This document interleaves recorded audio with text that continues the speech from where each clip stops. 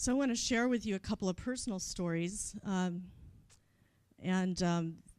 first one, I have a member of my team in Send Out Cards who her daughter-in-law lives in Las Vegas. And a few years ago, the economy was so bad there that cocktail waitresses were having trouble finding work. And there are a lot of those there. That's pretty bad, yeah.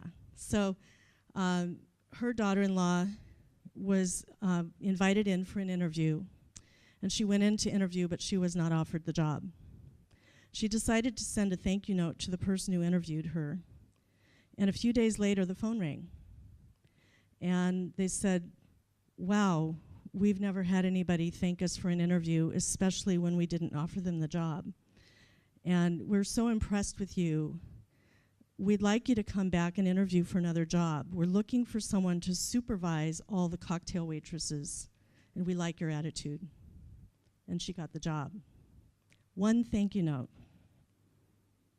The other example up here, there's a guy in my church choir who was wanting to leave a high-tech company he was with, and he had had 2 job interviews at Amazon. And one was staying in the Seattle area, the other was in the Silicon Valley area, San Francisco Bay Area. And he was invited to interview for both.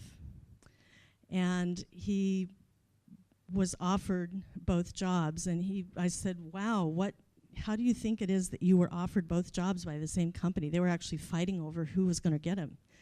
And he said, well, I sent them each a thank you note after my interview. And I don't know, maybe that had something to do with it. We'll never know, but wow, that's pretty cool.